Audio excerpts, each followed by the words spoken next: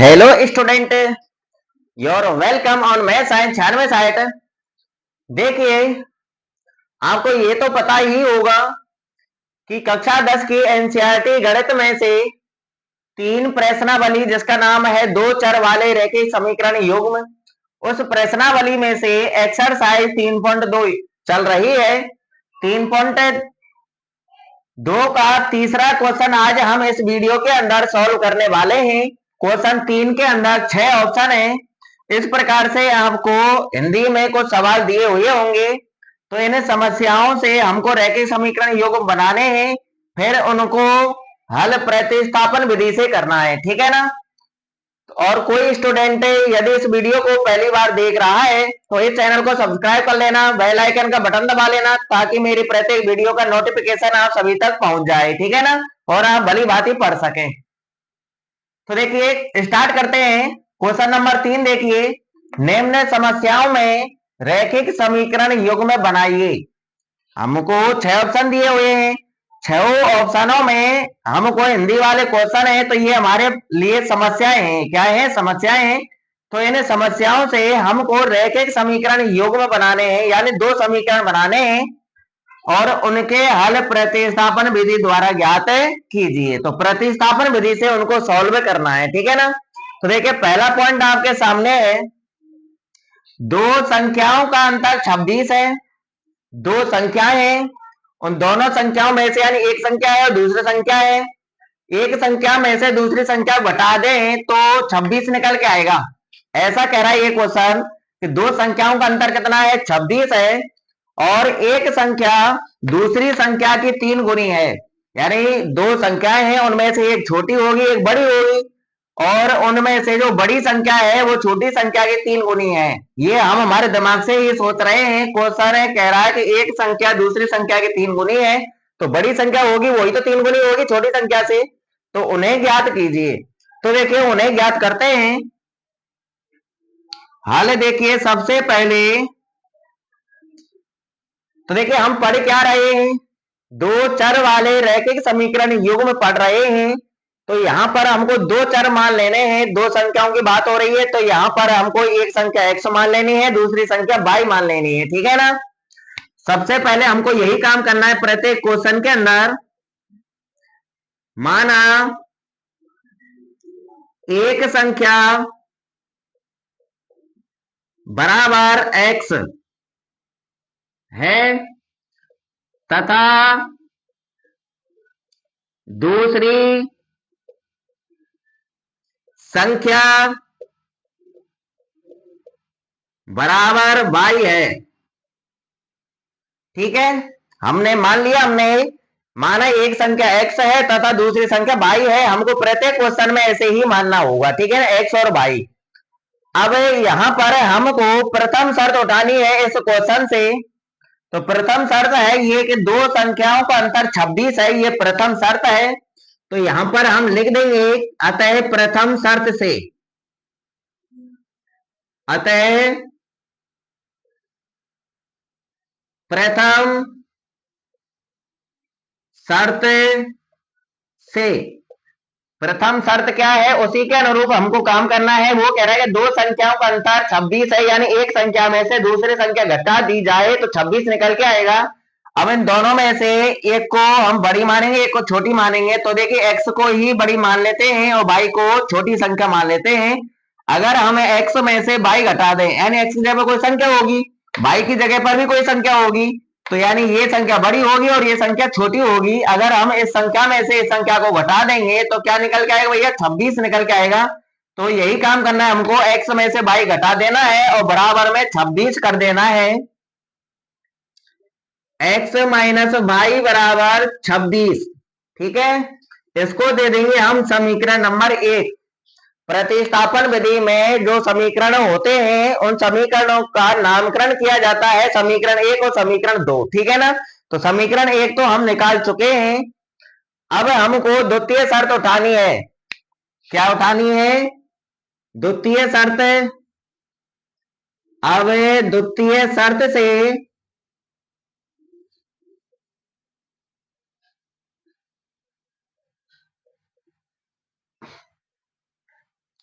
तो देखिए यहां तक स्क्रीनशॉट ले लीजिए फटाफट, इसको मैं मिटाने वाला हूं।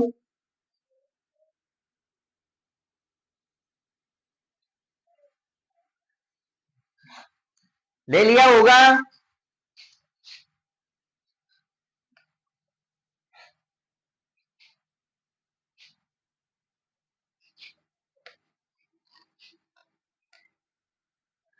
तो देखिए प्रथम शर्त हमने मिटा दी है, क्योंकि प्रथम शर्त से हमने समीकरण प्राप्त कर लिया है। द्वितीय शर्त नहीं मिटाई है। द्वितीय शर्त को लिखने के बाद इसको भी मैं रफ कर दूंगा, ठीक है ना।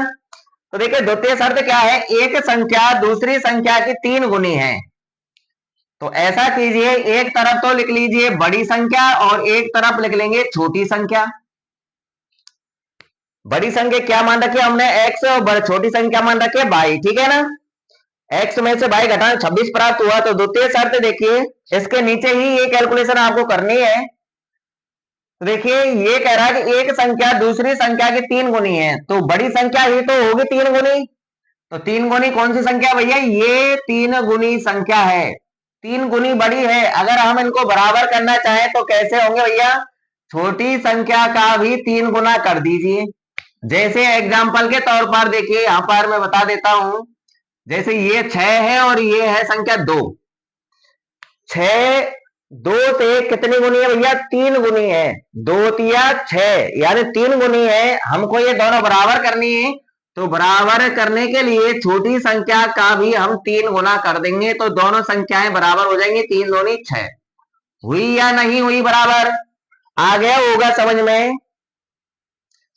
जब क्वेश्चन में अधिक की बात आए, ज्यादा की बात आए, तब अपन जोड़ते हैं। अगर गुणी गुना की बात आए, जब हम गुणा करते हैं, तो देखिए ये संख्या आपकी 3 गुनी बड़ी है, तो ये 3 गुनी छोटी है, तो इसको हमें बराबर करना चाहेंगे, तो छोटी संख्या में हम 3 का गुणा कर देंगे। 3 का गुणा कर दिया, 3 बाई, 3 का गुणा 22 से करें 3 बाई ही आएगा। ये द्वितीय शर्त से हमको समीकरण नंबर 2 प्राप्त हो गया है, इसको समीकरण नंबर 2 दे देंगे। अब देखिए समीकरण तो दे दिए, अब प्रतिस्थापन विधि में क्या करते हैं भैया, समीकरण 1 और 2 में से किसी एक समीकरण का चयन करते हैं, वहां से x या y का मान निकालते हैं, फिर उस x या y के मान को समीकरण दूसरे में रखते हैं, ठीक है ना। तो यहां पर तो निकालने की आवश्यकता ही नहीं है, x बराबर 3, तो यहां पर आपको समीकरण 3 नहीं बनाना, क्योंकि समीकरण 2 पहले से ही ऑलरेडी सही ढंग से जमा हुआ है। x का मान है आपका 3y, तो हमको एक काम करना है, इस x के मान को समीकरण 1 में रख देना है, y का मान आ जाएगा, और y के मान को समीकरण 2 में रख देना है, x का मान आ जाएगा, ठीक है। क्या करना है, समीकरण 2 से, अतः समीकरण 2 से x का मान कहां पे रखना है, समीकरण 1 में रखने पर, कहां पे रखना है भैया, समीकरण 1 में रखना है। तो समीकरण 1 पर पहुंच जाइए, जहां पर x लिखा हुआ है उस x की जगह पर हमको 3y लिखना है, ठीक है ना। इस x की जगह पर ये लिख रहा है 3y, तो देखिए समीकरण 1 को लिख दीजिए फटाफट, x की जगह पर लिख देंगे हम 3y, इस x की जगह पर लिख देंगे हम 3y, आगे जो लिखा है वो सब कुछ लिखना है हमको, -y बराबर 26, ठीक है। अब इसकी कैलकुलेशन कर लेते हैं, 3y में से 1y घट जाएगा, 3y प्लस के हैं, ये 1y है, माइनस का है, प्लस माइनस की घटेंगी, प्लस की ज्यादा प्लस की बचेंगी, 3y में से 1y घटा दीजिए, 2y बचेगा, और बराबर में 26 जो कहते हो।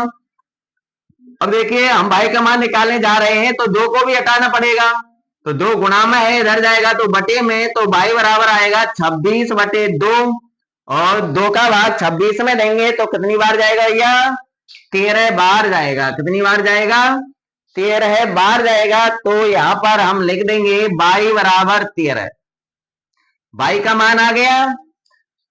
अब क्या करना है, इस y के मान को समीकरण 2 में रख देना है, x का मान निकल के आ जाएगा, समीकरण 1 में रख देंगे तब भी x का मान निकल के आ जाएगा, ठीक है ना।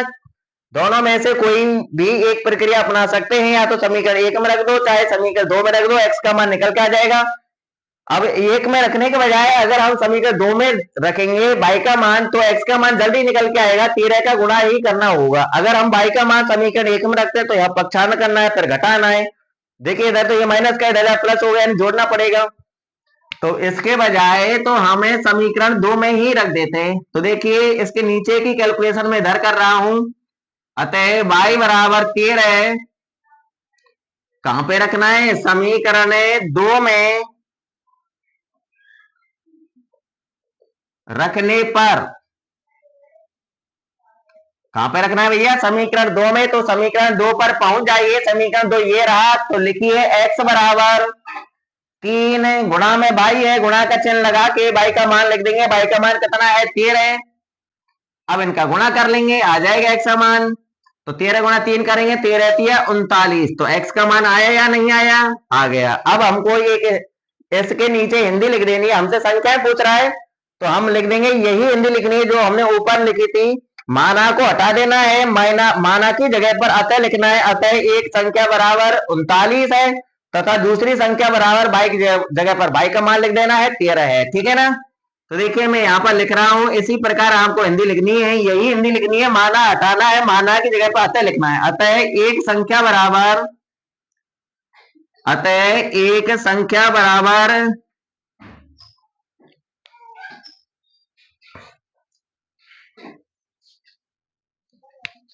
अतः एक संख्या बराबर x की जगह पर x का मान लिखना है, 39 है, तथा दूसरी संख्या बराबर 22 है। तो 22 की जगह 22 का मान लिख देना, 13 है तो 13 है। ये दोनों हमारे करेक्ट आंसर है भैया। ऐसे ही हमको कैलकुलेशन करनी है। ये आपका क्वेश्चन कंप्लीट हो चुका है, सॉल्व हो चुका है। तो इसी प्रकार से हम समस्याओं को सॉल्व करेंगे। हिंदी वाले क्वेश्चनों से रैखिक समीकरण युग्म बनाएंगे और उन्हें रैखिक समीकरण युग्मों को प्रतिस्थापन विधि से इसी प्रकार से सॉल्व करेंगे। फटाफट स्क्रीनशॉट ले लीजिए और रिवीजन कर लेना बाद में।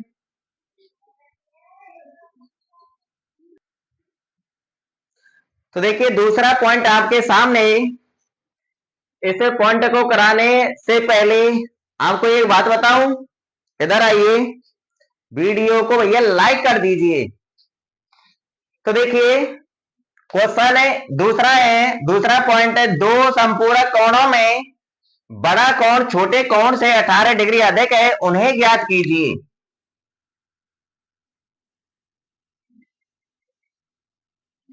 लाइक कर देना भैया। तो देखिए दो संपूरक कोण है। अब संपूरक कोण क्या होते हैं, कुछ स्टूडेंट तो संपूरक कोण और पूरक कोणों से परिचित ही नहीं होंगे। तो देखिए जिन दो कोणों का योग 90 डिग्री होता है, जिन दो कोणों का योग, जैसे हम मान लेते हैं एक्स वाई दो कोण है, अगर इनका योग 90 डिग्री है तो इनको कहेंगे हम पूरक कोण। क्या कहेंगे, पूरक कोण कहेंगे। यदि इन्हीं दो कोणों का योग, जिन दो कोणों का योग 180 डिग्री होता है, उन्हें हम संपूरक कोण कहते हैं। क्या कहते हैं, संपूरक कोण कहते हैं।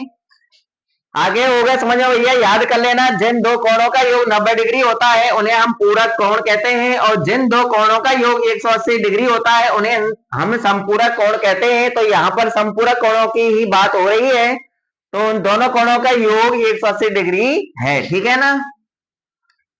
तो देखिए यहाँ पर इस क्वेश्चन के अंदर दो शर्त दी हुई है, और दो शर्त प्रत्येक क्वेश्चन में दी जाएंगी आपको, क्योंकि आपको दो समीकरण बनाने हैं। ठीक है ना।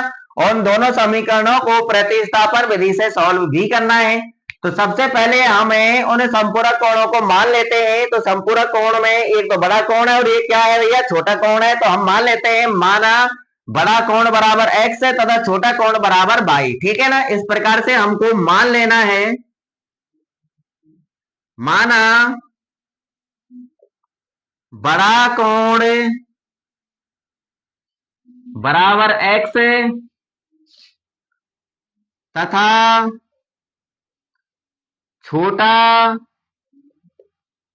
कोण बराबर y है। ठीक है ना। इस प्रकार से हमने मान लिया। एक्स और वाई। अब देखिए वो क्या कह रहा है कि दो संपूरक कोणों में बड़ा कोण छोटे कोण से 18 डिग्री अधिक है। सर जी एक ही शर्त नजर आ रही है हमको, दूसरी शर्त कहाँ है? दूसरी शर्त भैया हमको स्वयं खोजनी होगी। वो कह रहा है कि संपूरक कोण की बात आ रही है, यहाँ पर संपूरक कोणों के बारे में बात कर रहा है, तो यही पहली शर्त है कि जो संपूरक कोण है, तो भैया तो हम जानते हैं कि संपूरक कोणों का योग 180 डिग्री होता है। तो यहां पर हम प्रथम शर्त यही लगा देंगे, अतः प्रथम शर्त से, तो प्रथम शर्त क्या है भैया? संपूरक कोणों का योग कितना है भैया? 180 डिग्री है, ठीक है। और इसको दे देंगे समीकरण नंबर 1। एक बड़ा कोण है, एक छोटा कोण है, और इन दोनों का योग 180 डिग्री होता है, तभी हम इनको संपूरक कोण कहेंगे, ठीक है। एक्स और वाई को जोड़ देंगे बराबर 180, ये आपकी प्रथम शर्त है, ठीक है। अब ये दूसरी शर्त है आपकी कि दो संपूरक कोणों में बड़ा कोण छोटे कोण से 18 डिग्री अधिक है, ये आपकी द्वितीय शर्त है। अब हम द्वितीय शर्त लगा देंगे। अब द्वितीय शर्त से एक तरफ तो लिखना है बड़ा कोण और एक तरफ लिखना है छोटा कोण, लिख लिया। एक तरफ बड़ा कोण और एक तरफ छोटा कोण लिख लिया। क्वेश्चन को दोबारा पढ़िए, क्या कह रहा है कि बड़ा कोण छोटे कोण से 18 डिग्री अधिक है, यानी ये बड़ा कोण है तो ये अधिक है, कितना अधिक है? 18 डिग्री अधिक है। ये क्वेश्चन में अधिक ज्यादा आ जाए तो जोड़ना पड़ता है, अब जोड़ना किधर पड़ता है? कम की तरफ जोड़ना पड़ता है, ठीक है। तो ये तो 18 डिग्री अधिक है, अगर हम इधर जोड़ दें 18 तो ये तो और ज्यादा हो जाएगा। 18 तो पहले से ही अधिक है, और 18 और जोड़ दे तो 18 36 अधिक हो जाएगा। ये हम बराबर करके चलते हैं समीकरणों को, तो देखिए भैया बराबर तब होंगे जब हम कम की तरफ 18 जोड़ देंगे, ठीक है। इधर हम 18 जोड़ देंगे तो ये दोनों बराबर हो जाएंगे। तो ये आपका समीकरण 2 निकल करके आ गया है, इसको दे देंगे समीकरण नंबर 2। पक्षांतरण करने की कोई आवश्यकता नहीं है, समीकरण 3 निकालने की कोई आवश्यकता नहीं है, क्योंकि समीकरण 2 x बराबर पहले से ऑलरेडी निकला हुआ है। क्या करना है भैया? इस x के मान को समीकरण 2 से समीकरण 1 में रखना है बस, ठीक है ना। फिर कैलकुलेशन करनी है, y का मान निकल के आ जाएगा, y के मान को हम समीकरण 2 में रख देंगे, x का मान आ जाएगा। तो देखिए कैलकुलेशन जो काम हम करने जा रहे हैं उसको हम यहाँ लिख तो देते हैं हिंदी में, ठीक है। अतः समीकरण 2 से x का मान समीकरण कहां पे रख रहे हैं भैया? 1 में। समीकरण 1 में रखने पर, चलिए समीकरण 1 में रख देते हैं। x की जगह पर क्या रखना है भैया? y प्लस 18 रखना है। देखिए इस x की जगह पर लिख दीजिए y प्लस 18, तो y प्लस 18, आगे जो लिख रहा है वो सब कुछ लिखना है, प्लस y बराबर 180। कैलकुलेशन कर लेनी है अब आगे। तो देखिए एक बाई ये रहा प्लस का, एक बाई ये रहा प्लस का, तो प्लस प्लस के जुड़ेंगे, कितने बाई हो गए भैया? एक बाई ये रहा, एक बाई ये रहा, कितने बाई हो गए? 2 बाई। कितने बाई हो गए? 2 बाई। और प्लस में 18 आपका ज्यों का त्यों, बराबर में 180 भी ज्यों का त्यों, ठीक है। अब हम बाई का मान निकालना चाहेंगे, तो 2 तो गुणा में, तो ये सबसे एंड में हटेगा, क्योंकि वो सब गुणा वाला सबसे एंड में हटता है। अब इसके प्लस में 18 जुड़ा हुआ है, तो सबसे पहले यही हटाना है, तो इसको उधर भेज दीजिए, पक्षांतरण कर दीजिए, 18 दूसरे पक्ष में जाएगा तो माइनस का होगा, तो बराबर के दर में क्या बचेगा? अकेला 2 बाई ही बचेगा। तो 2 बाई बराबर 180 को लिखेंगे पहले। अब 180 की तरफ कौन जा रहा है? 18 जा रहा है, तो 18 इधर प्लस का है, इधर जाके माइनस का हो जाए, तो माइनस का चिन्ह लगा के 18 लिख देंगे, ठीक है ना। डिग्री हम एंड में लगा लेंगे। अब देखिए इसकी आगे की कैलकुलेशन में यहां करा रहा हूं। 2 बाई आपका ज्यों का त्यों रखना है, इनको घटा लेना है, 180 में से 18 घटा लेना है, तो 2 बाई बराबर 180 में से 18 घटाइए भैया, कितने बचेंगे? 162 बचेंगे। कितने बचेंगे? 162। 180 में से जब हम 18 घटाएंगे तो 162 बचेंगे। अब देखिए बाई के गुणा में 2 है, तो 2 को हटा दीजिए, अब 2 गुणा में इधर जाए बटे में, तो हम बटे में कर देंगे, तो बाई बराबर 162 बटे में 2। अब 2 का भाग दे देंगे इसमें, y बराबर, तो देखिए 2 का भाग देंगे, आस वाले में जाएगा 8 बार और 2 में जाएगा 1 बार। y का मान निकल के आया भैया 81। कितना निकल के आया? 81 डिग्री निकल के आया। y का मान तो आ गया। अब ऐसे y के मान को कहाँ रखना है भैया? समीकरण 2 में रख देंगे हम, ताकि हमारा हल x का जल्दी निकल के आ जाए। ठीक है ना? तो देखिए यहाँ पर हमको हिंदी लिख देनी है। अतः y बराबर 81 कहां पे रखना है? समीकरण 2 में रखने पर। तो देखिए इसकी कैलकुलेशन में यहां करा रहा हूं, ठीक है? इससे नीचे की कैलकुलेशन में यहां करा रहा हूं। तो देखिए समीकरण 2 पर पहुंच जाइए। समीकरण 2 ये रहा आपका, x बराबर लिखा हुआ है तो हम x बराबर लिख देंगे, y की जगह पर y का मान लिख देंगे। y का मान कितना है भैया? 81 डिग्री, और प्लस में क्या है भैया? 18 डिग्री। अब 81 और 18 जोड़ लीजिए। x बराबर 8 और ये कितने हो गए? 9, और 8 और ये कितने हो गए? 9। 99 डिग्री आया। दोनों कोण निकाल लिए ना? ये दोनों पूरक कोण है, 99 और 81। इन दोनों को जोड़ेंगे तो इन दोनों का योग, वो पूरक नहीं समपूरक, ठीक है ना? इन दोनों का योग कितना आएगा? 180 डिग्री आएगा। तो हम दोनों कोणों को निकालने में सक्षम हो गए हैं। तो हमको इसी प्रकार से कैलकुलेशन करनी है। अब हमको नीचे थोड़ी सी हिंदी और लिख देनी है। यही हिंदी लिखनी है हमको। माना को हटा देना है, माना की जगह पर हमको अतः लिख देना है। अतः लिख के ये सब कुछ लिख देना है। x की जगह पर x का मान, y की जगह पर y का मान, ठीक है? तो देखिए यहां पर इस प्रकार से हिंदी लिखनी है। अतः बड़ा कोण बराबर 99 डिग्री तथा छोटा कोण बराबर कितना है भैया? 81 डिग्री है। बस इतना लिखना है और ये हमारा क्वेश्चन कंप्लीट हो चुका है। इस क्वेश्चन को हम सॉल्व कर चुके हैं और दोनों कोणों को हम निकाल चुके हैं। बड़ा कोण आया 99 डिग्री और छोटा कोण आया 81 डिग्री, ठीक है ना?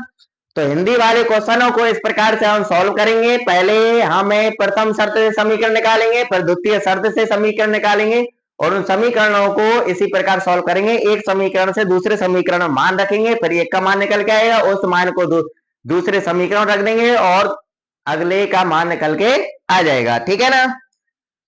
तो 2 पॉइंटों को हमें सॉल्व कर चुके हैं इस वीडियो में। क्वेश्चन नंबर 3 के 6 पॉइंट है भैया। 3 वीडियो बना दूंगा मैं आपके लिए, क्योंकि कुछ स्टूडेंट ये बोलते हैं कि सर जी आप बड़ी वीडियो बनाते हैं। पहले मैं यानी बीच में बड़ी वीडियो बनाने लग गया था, पौन घंटे की, 1 घंटे की। भैया बच्चों को परेशानी होती है पढ़ने के लिए, पढ़ने में परेशानी होती है, ज्यादा समय की वीडियो होती है, तो भैया इसलिए थोड़ा थोड़ा करके ही पढ़ लेते हैं। हमारे पास समय बहुत है, ठीक है ना? रिवीजन करते जाना, ये विषय का ध्यान रखना।